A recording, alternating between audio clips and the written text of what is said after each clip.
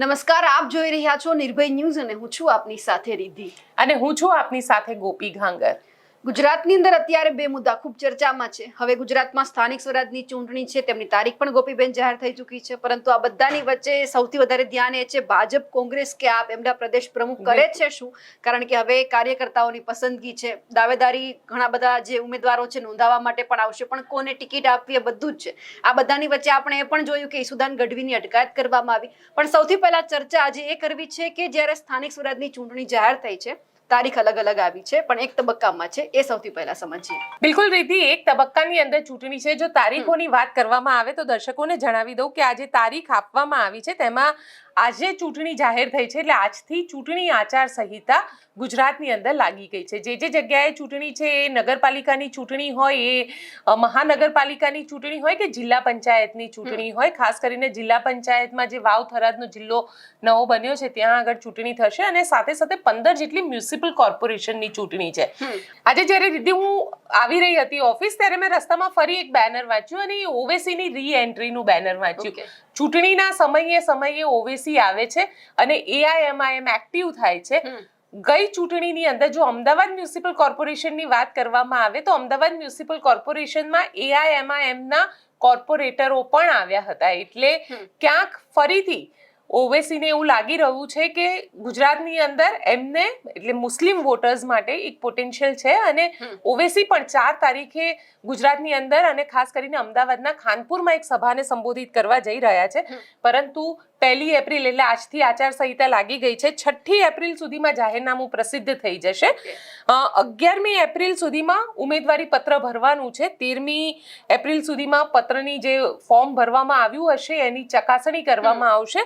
15મી April સુધીમાં પાછું ખેંચી શકે છે કોઈને પણ, કારણ કે ફોર્મ ભર્યા પછી જો કોઈને એવું લાગે કે હવે મારે આ ચૂંટણી નથી લડવી અને પોતાનું ઉમેદવારી પત્ર પાછું ભરવા ઈચ્છતા હોય તો એ 15મી એપ્રિલ સુધીમાં પાછું ભરી શકે છે। અને 26મી એપ્રિલે મતદાન થશે, એટલે 26મી એપ્રિલે સવારથી મતદાનની શરૂઆત થશે, સાંજના 6 વાગ્યા સુધી આ મતદાન ચાલશે। અને જો વાત કરવામાં આવે જરૂરત પડે, કારણ કે ઘણી બધી જગ્યાએ એવું થાય છે કે બૂથ કેપ્ચરિંગ થતું હોય છે, કે ત્યાં આગળ એવા આરોપ લાગતા હોય છે કે ઈવીએમ નથી ચાલતા કે ઈવીએમમાં ગડબડ છે, તો તેવી પરિસ્થિતિની અંદર વોટિંગ કરવામાં આવે છે, અને 27મી એપ્રિલે વોટિંગ માટેની ડેટ આપવામાં આવી છે, અને 28મી એપ્રિલે મતગણતરીનો દિવસ આપવામાં આવ્યો છે। એટલે 28મી એપ્રિલે ખબર પડી જશે કે ગુજરાતમાં જ્યાં 4,40,00,000 જેટલા જે વોટર આ સ્થાનિક સ્વરાજની ચૂંટણીની અંદર મતદાન કરવાના છે, એ મતદાનમાં કોને કેટલી સીટ મળી અને કઈ જગ્યાએ, એટલે ભારતીય જનતા પાર્ટી, કોંગ્રેસ, આમ આદમી પાર્ટી કઈ જગ્યાએ ક્યાં કોણ છે। આ વખતે સૌથી ઇન્ટરેસ્ટિંગ આમ તો જોવા જઈએ તો પહેલું એ જ છે કે આમ આદમી પાર્ટી પણ બધી જ સીટો ઉપર, એટલે લગભગ આમ જોવા જઈએ ને તો 10,000ની આજુબાજુ ટોટલ નંબર ઓફ કેન્ડિડેટ્સ થઈ રહ્યા છે। આ બધી જ સીટ ઉપર આમ આદમી પાર્ટી પોતાના ઉમેદવારો ઉતારવાની છે, કોંગ્રેસ પોતાના ઉમેદવારો ઉતારશે। ઘણી બધી જગ્યાએ કોંગ્રેસ જે છે એ આગળ છે રેસની અંદર। અત્યારે જે આપણને લોકો સાથે વાતચીત કરતા હોઈએ તો એ પ્રકારના સમાચાર મળે છે। અને સાથે ભારતીય જનતા પાર્ટીમાં નવા અધ્યક્ષ આવેલા છે, જગદીશ વિશ્વકર્માના નેતૃત્વમાં પહેલી ચૂંટણી છે, એટલે પહેલી ચૂંટણીમાં જગદીશ વિશ્વકર્મા કેવું કામ કરે છે એના ઉપર પણ બહુ ડિપેન્ડેડ છે, કારણ કે અત્યાર સુધી કોંગ્રેસમાંથી જે ભાજપમાં લોકો આવેલા છે, એટલે એવું કહેવાય છે ભાજપની અંદર કે જે લોકો કોંગ્રેસમાંથી આવે છે એમને મલાઈ મળે છે, અને જે પાથરવા વાળા લોકો હોય છે, કે જે લોકોએ ખરેખર ભારતીય જનતા પાર્ટીને ઊંચી લાવી છે કે એને ઊભી કરી છે, એવા લોકોને ક્યાંય સ્થાન નથી મળતું। એટલે આ વખતે જગદીશ વિશ્વકર્મા શું કરે છે તે પણ જોવાનું રહેશે, કારણ કે કેટલા કોંગ્રેસમાંથી આવેલા છે અને ટિકિટ મળે છે એ પણ ખૂબ માયને રાખે છે। કોંગ્રેસ માટે કદાચ એક સવાલ એ પણ હોઈ શકે કે અમુક જગ્યાએ છોડીને કોંગ્રેસનો જે એક બેઝ હતો ત્યાં આગળ આમ આદમી પાર્ટી ઘૂસી ગઈ છે, એટલે અહીંયા આગળ કોંગ્રેસને આમ આદમી પાર્ટી અત્યારે ડેમેજ કરેલું છે એવું દેખાઈ રહ્યું છે ઘણી બધી જગ્યાએ, ખાસ કરીને આદિવાસી વિસ્તાર હોય કે પછી સૌરાષ્ટ્રના ઘણા બધા વિસ્તારોની અંદર આ વસ્તુ આપણને જોવા મળી રહી છે કે કોંગ્રેસના નેતાઓ છે ત્યાં આગળ, પણ જેની સંખ્યા ખૂબ ઓછી થઈ ગઈ છે, એટલે એમના સમર્થકોની સંખ્યા ઓછી થઈ ગઈ છે। એ જગ્યાએ આપણને એવું દેખાય કે આમ આદમી પાર્ટી પોતે ત્યાં આગળ કાર્યક્રમો કરી રહી છે તો એમની સંખ્યા વધારે હોય છે, એટલે એ પણ જોવાની રહેશે। અને ખાસ કરીને આમ જોવા જઈએ તો જુનાગઢ મ્યુનિસિપલ કોર્પોરેશનની ચૂંટણી તો પૂરી થઈ ગઈ છે, એટલે એ આ વખતે નથી આવતી, પણ જિલ્લા પંચાયતની ચૂંટણીઓ આવશે અને આજુબાજુનો જે વિસ્તાર છે ત્યાં બધી ચૂંટણીઓ આવશે. એટલે ગોપાલ ઇટાલિયા કેટલું સારું કરી શકે છે આમ આદમી પાર્ટી માટે, એ પણ એક આજે જોવાનો વિષય રહેશે. અને સાથે સાથે આ આખી ચૂંટણીમાં ભારતીય જનતા પાર્ટી આજથી સાયન્સ પ્રક્રિયા લેવાની શરૂ કરી દીધી. CR પાટીલ જે વખતે હતા ત્યારે CR પાટીલે એવું કહ્યું હતું કે જે લોકોને 3 ટર્મથી જે લોકો કોર્પોરેટર છે એમને ફરીથી ટિકિટ નહીં આપવામાં આવે. સાથે સાથે CR પાટીલ અમુક એજનો ક્રાઇટેરિયા લાવ્યા હતા. CR પાટીલે ઘણા એવા નિયમો પણ બનાવ્યા હતા કે એક પરિવારમાંથી એક જ વ્યક્તિને ટિકિટ આપવામાં આવશે. આ બધા જે નિયમો છે, હવે જગદીશ વિશ્વકર્મા શું કરે છે એ જોવાનું રહેશે. શું એક પરિવારમાંથી 2 લોકોને ટિકિટ મળે છે કે પછી અહીંયા આગળ કોઈ ક્રાઇટેરિયા નથી રહેતો, માત્ર જીતવાનો ક્રાઇટેરિયા રહે છે, એ પણ એટલું જ મહત્વ રાખે છે, કારણ કે ઉમેદવારોની સંખ્યા ખૂબ વધારે છે. તાલુકા પંચાયત, જિલ્લા પંચાયત, નગરપાલિકા, મ્યુનિસિપલ કોર્પોરેશન, આટલી બધી ચૂંટણીઓ એક સાથે આવી રહી છે, એટલે ક્યાંક ને ક્યાંક ઉમેદવારો માટેની જે આખી પ્રક્રિયા છે એ અહીંયા થોડી એને કહી શકાય કે દરેક પાર્ટી માટે હેડેક હશે.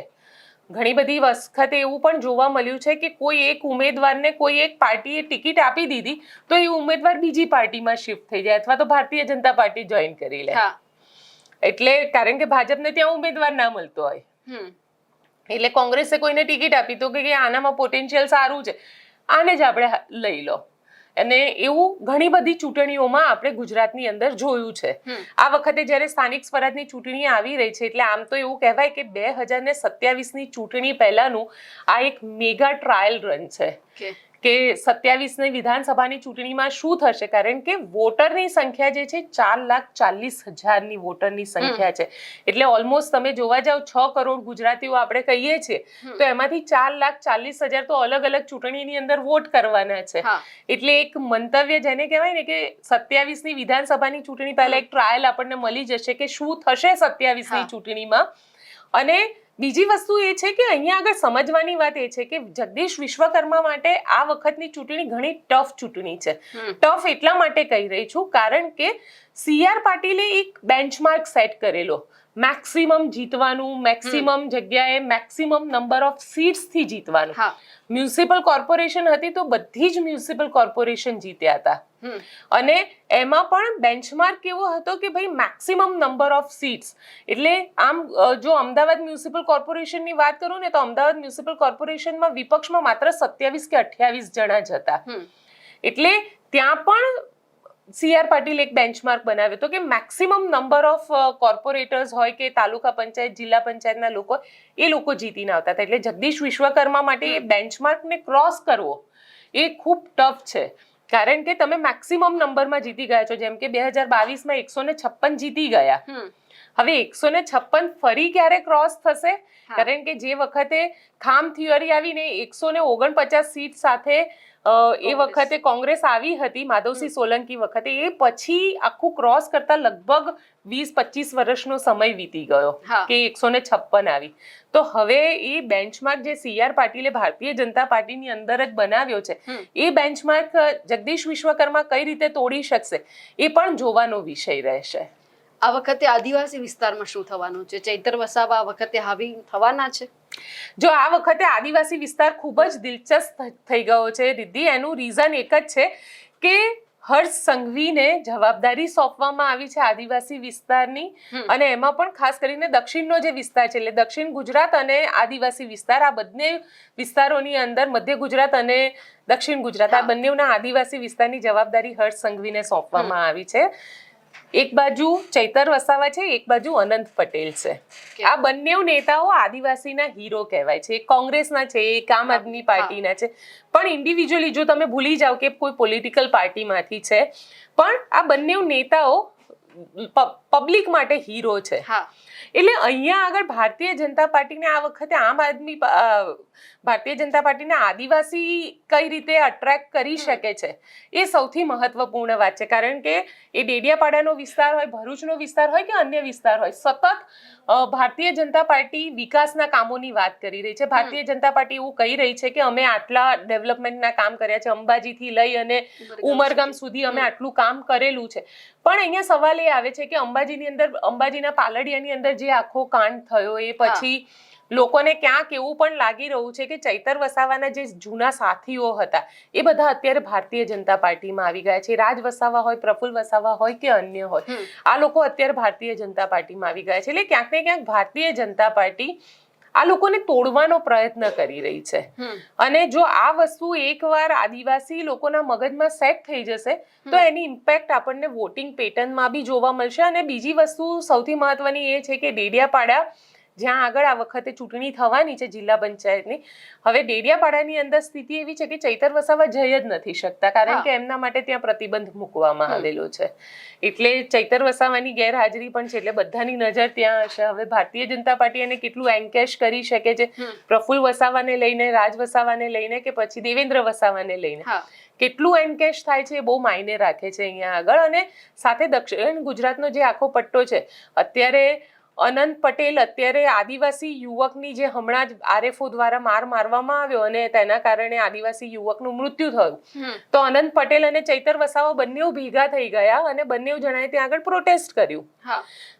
સ્પષ્ટ વાત છે કે બંને જાણે છે કે બંને એકબીજાની સાથે રહેવું પડશે. જો એકલા એકલા લડીશું તો આપણને અહીંયા ફિનિશ કરી દેશે. એટલે અનેકતામાં એકતા એ જે આખી વાત છે એ અહીંયા આગળ બંને આદિવાસી નેતા ખૂબ સારી રીતે જાણે છે અને એટલા જ માટે થઈ અને આ શરૂ કરવામાં આવે છે. હવે સૌરાષ્ટ્રની અંદર આની બીજી એક ઇમ્પેક્ટ આપણને એ પણ જોવા મળી શકે રીતિ, કારણ કે સૌરાષ્ટ્રની અંદર સરકાર દ્વારા એક મેમોરેન્ડમ, એક એવું કહેવામાં આવી રહ્યું છે કે બહુ જ નજીકના સમયની અંદર જે એસટી સર્ટિફિકેટ હતું, શિડ્યુલ ટ્રાઇબનું જે સર્ટિફિકેટ હતું, જે ગીરના રબારી, જે રબારી, ભરવાડ, નેહડામાં રહેતા જે લોકો છે અને જંગલ વિસ્તારની અંદર રહે છે, તો એ લોકોના એ લોકોને શિડ્યુલ ટ્રાઇબના જે સર્ટિફિકેટ મળે છે જેના આધારે નોકરી ને એ બધું થતું હોય છે, તો સરકાર દ્વારા પણ એવું કહેવામાં આવી રહ્યું છે કે એ અમે રદ કરીશું.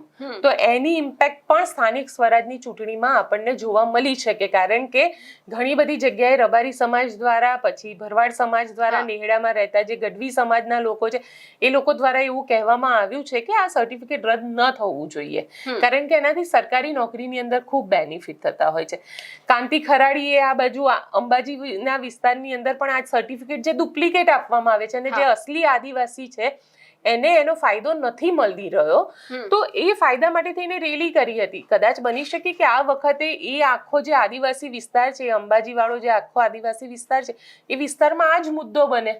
એટલે ક્યાંક ને ક્યાંક હવે કઈ રીતે આને વિપક્ષ લઈ રહ્યું છે અને સરકાર આને કઈ રીતે જોઈ રહ્યું છે આદિવાસીઓના મુદ્દાને, કે સર્ટિફિકેટનો જે મુદ્દો છે, કે આદિવાસી યુવકને મારવાનો મુદ્દો છે, ચૈતર વસાવાને તડીપાર કરવાનો મુદ્દો છે, એ આપણને સ્થાનિક સ્વરાજની ચૂંટણીમાં ખબર પડશે. આની સાથે ચૂંટણીની તારીખ તો આજે જાહેર થઈ. 1 મહિના પહેલા આમ આદમી પાર્ટીમાં એક મુદ્દો ખૂબ ચર્ચામાં છે કે ઘણા બધા કાર્યકર્તાઓની સામે ફરિયાદ કરવામાં આવી છે અને એમની ધરપકડ પણ કરવામાં આવી છે. એ જ મુદ્દે આજે જ્યારે જામ ખંભાળિયાની અંદર ઈસુદાન ગઢવી ગયા તો એમની પણ અટકાયત કરવામાં આવી છે. બિલકુલ રીતિ, કારણ કે આજે ઈસુદાન ગઢવી જામ ખંભાળિયા ગયા હતા. લગભગ 50 જેટલા કાર્યકર્તાઓની ધરપકડ કરવામાં આવી છે અને સતત આમ આદમી પાર્ટી એવું કહી રહી છે કે અમારા જે કાર્યકર્તા છે એ અમારા કાર્યકર્તાની ધરપકડ થઈ રહી છે, અમારા કાર્યકર્તાને કારણ વગરના પોલીસ ધરપકડ કરી રહ્યા છે. કારણ કે એક તમને કેસ આપું કે ઘણા બધા એવા કેસ આપણને જોવા મળ્યા છે અને ઘણી બધી જગ્યાએ આમ જોવા જઈએ તો આમ આદમી પાર્ટીના ન્યૂઝ કોઈ પણ ચેનલ બતાડે ને તો પણ સરકારને ક્યાંક તકલીફ થતી હોય એવું લાગે છે, કારણ કે સરકારનું એવું માનવું છે કે તમે કોંગ્રેસના ન્યૂઝ બતાડો પરંતુ આમ આદમી પાર્ટીના ન્યૂઝ તમે લોકો ન બતાડો. અને ટીવી ચેનલ ઉપર તો લગભગ નથી જ બતાડતા, પણ જ્યારે સોશિયલ મીડિયા પણ બતાડતું હોય છે ત્યારે એક અલગ પ્રકારનો દબાણ ઊભું કરવામાં આવતું હોય છે અને દબાણ હોય છે કે આ ચેનલ તમારે આ પાર્ટીના ન્યૂઝ નહીં બતાવવાના, કોંગ્રેસના બતાવવું કોઈ તકલીફ નથી. કારણ કે ક્યાંક ને ક્યાંક, એટલે મેં ઘણી બધી વખતે આમ હસતા હસતા નેતાઓને એવું પણ હું કહી દઉં છું કે તમે કોંગ્રેસને એટલી પતાવી દીધી છે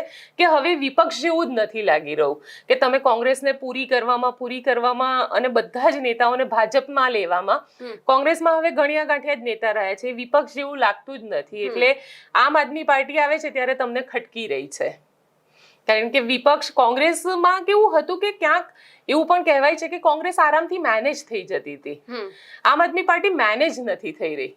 એટલે ગોપાલ ઇટાલિયા વિધાનસભામાં માફી માંગતા હોય પણ ક્યાંય હર્ષ સંઘવીથી દબાતા નથી, આ વસ્તુ પણ એમને નડી રહી છે. એટલે બની શકે કે આજે જ્યારે હું આ બોલી રહી છું તો ઘણા બધા જોનારા લોકો આટલા ટુકડા કાઢી લેશે અને એને સોશિયલ મીડિયા પર વાયરલ પણ કરશે કે જોવા, પણ એવું નથી હોતું. વસ્તુ એ હોય છે કે જ્યારે કોઈ વિપક્ષી પાર્ટી આવી છે અને એ પાર્ટી લડી રહી છે, ચૂંટણીના મેદાનની અંદર લડી રહી છે, તો એ ખેલદિલી બતાવવાની વાત છે અહીંયા આગળ. તમને ક્યાંક એવું લાગી રહ્યું છે કે 30 વર્ષ, કારણ કે આ લોકોને તો અહીંયા આવે, આમ આદમી પાર્ટીને અહીંયા આવે હજી 5-7 વર્ષ પણ નથી થયા, પણ 30 વર્ષનું ભારતીય જનતા પાર્ટીનું શાસન છે. જો 30 વર્ષના ભારતીય જનતા પાર્ટીના શાસનમાં ક્યાંક 7 વર્ષથી આવેલો એક વિપક્ષીય દળ એમને આટલો બધો પ્રોબ્લેમ ક્રિએટ કરતો હોય તો એનો મતલબ સીધો એ થઈ રહ્યો છે કે તમે કામ નથી કર્યા. જો તમે કામ કર્યા હોત તો આ પ્રોબ્લેમ ક્રિએટ જ ના થયો હોત. એટલે સમજવાની વાત જનતાએ બી છે અને સમજવાની વાત નેતાઓએ પણ છે કે ક્યાંક એવું તો છે કે લોકો ખુશ નથી અને ખુશ નથી એટલે જ વિપક્ષની સાથે બેઠેલા છે અને તમારે એટલે જ વિપક્ષ ઉપર એક્શન લેવાની જરૂર પડી રહી છે. જોઈએ હવે શું થાય છે. ઈસુદાન ગઢવીની આજે જ્યારે ધરપકડ કરવામાં આવી ત્યારે જે દ્રશ્ય ત્યાં આગળ પોલીસ સ્ટેશનની અંદર સર્જાયા હતા તે દ્રશ્યને જોઈ લઈએ અને પછી ગોપાલ ઇટાલિયા શું બોલ્યા તે પણ સાંભળીએ.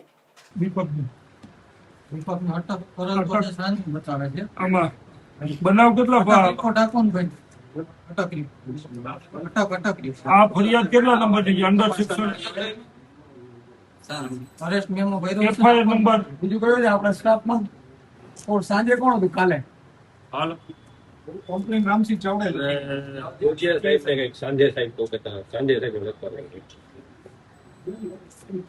યાર અમે તમારું આટલું રાખતા હોઈએ, તમને અમે બચાવતા, અમે કોઈને રોટલો ભરાવા માંગતા નથી, પણ આવી રીતે હાથાબંધ છો તો રોટલો અપડાવતા વાર નહીં લાગે. તમારા દીકરા દીકરીઓ પછી અમારી પાસે આવશે કે સાહેબ હવે અમે પાછી કેટલી લો ફરિયાદ. આમાં જોતા કેટલા વાગે આ ફરિયાદ નોંધી છે? કેટલા વાગે તમે સબ ઇન્સ્પેક્ટર ને બોલાવી લો ભાઈ, ક્યાં છે કે નથી સબ ઇન્સ્પેક્ટર? બોલાવવાનું પીએસઆઈ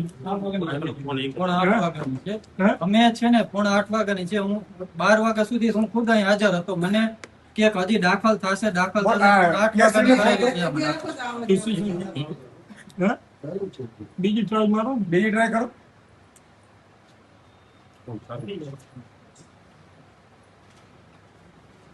ઈશુદાનભાઈ ચા પીવા આવ્યા છે નહીં,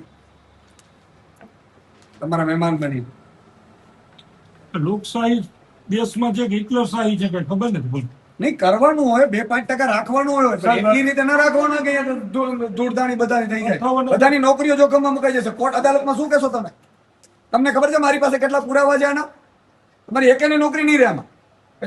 તમે દુખી થાઓ અને એસપી પોતે એસપી ની સામે આમાં કાર્યવાહી થશે. એસપી શ્રીને મેં કાલે ફોન કરેલો હતો અને માત્ર અહીંયા નથી બન્યું, ગુજરાત સૌરાષ્ટ્રના 6 જગ્યા ઉપર બન્યું છે.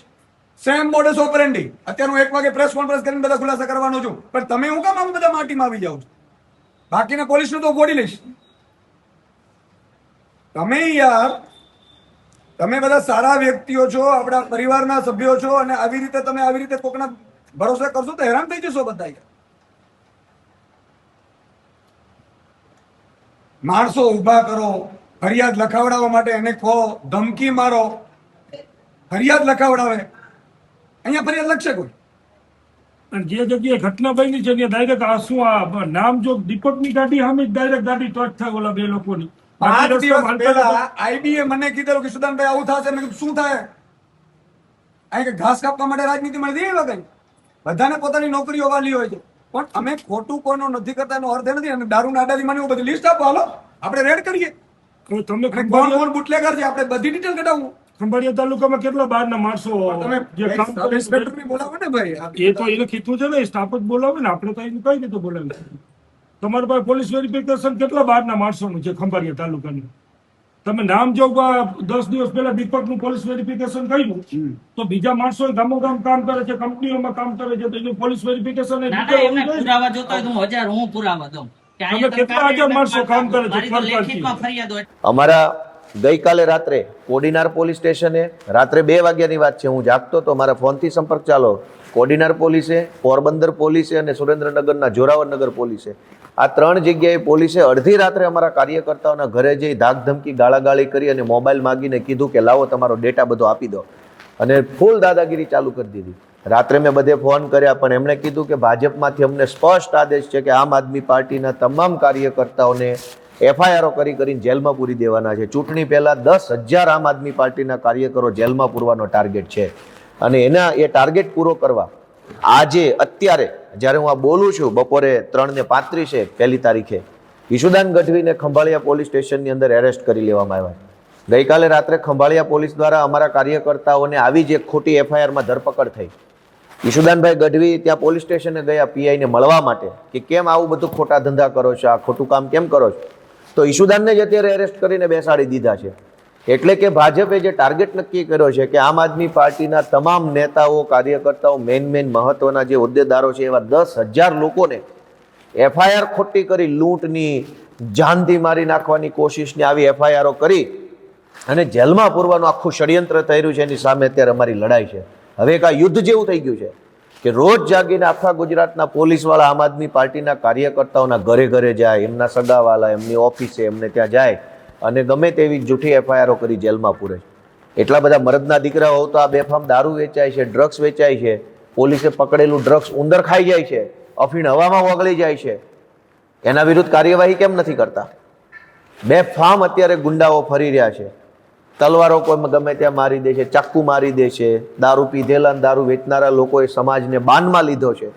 એના ઉપર કોઈ કાર્યવાહી કરવાના બદલે આખા ગુજરાતના મોટા તમામ પોલીસ અધિકારીઓ અત્યારે ભાજપની દલાલી કરી અને આમ આદમી પાર્ટી ઉપર અત્યારે ખોટી એફઆઈઆરો કરી રહ્યા છે. આ તમામ ખોટી એફઆઈઆરોની મોડસ ઓપરેન્ડી મેં કીધું એમ એક જ પ્રકારની કે મને મારું ગળું દબાઈ દીધું અને દરેક વખતે ફરિયાદી ભાજપનો બુટલેગર હોય અને આરોપી જેને બનાવવામાં આવ્યો હોય એ આમ આદમી પાર્ટીનો કાર્યકર્તા હોય.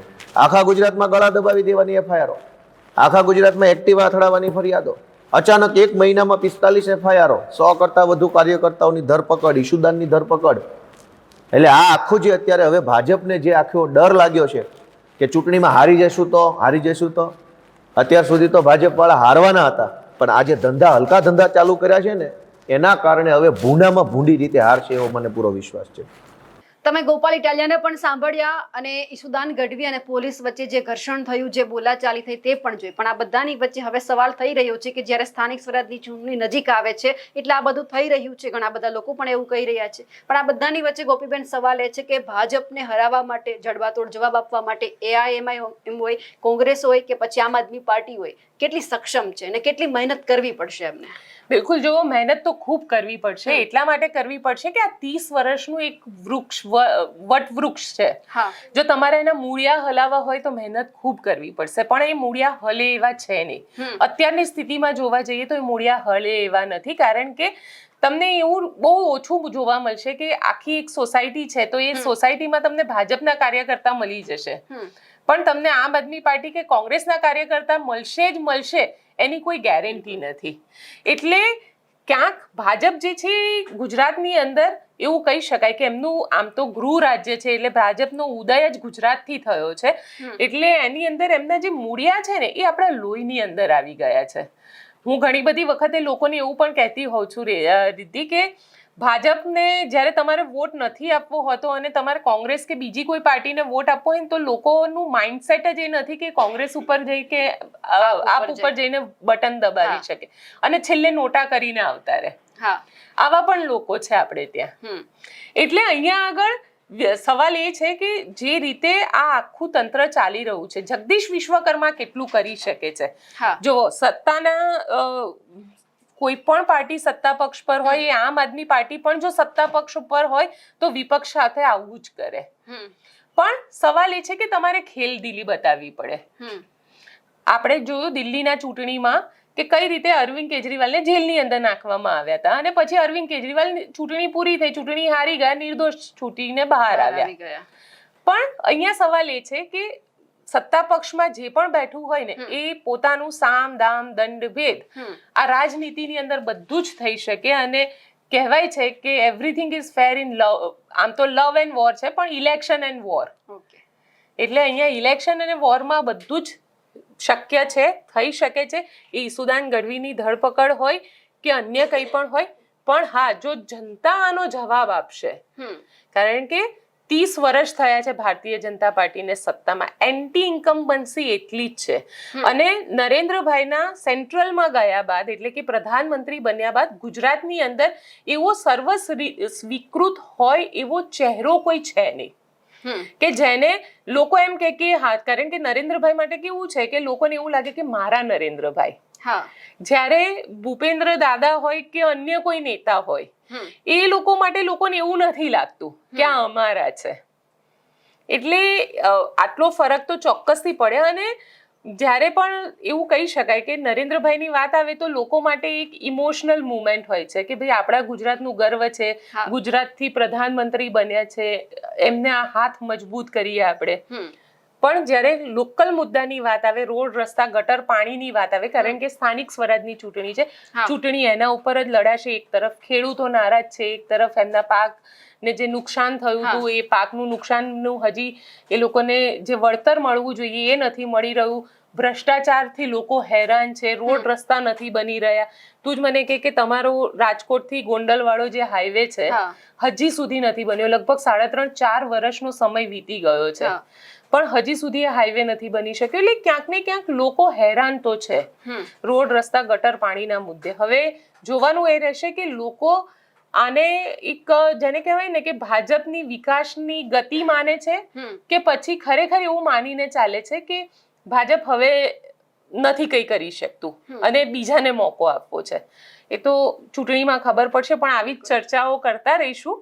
તો આજનો આ રિપોર્ટ આપને કેવો લાગ્યો કોમેન્ટ બોક્સમાં ચોક્કસથી લખીને જણાવજો. અને અમારી ચેનલ નિર્ભય ન્યૂઝને લાઇક, શેર અને સબસ્ક્રાઇબ કરવાનું ભૂલશો નહીં. આભાર.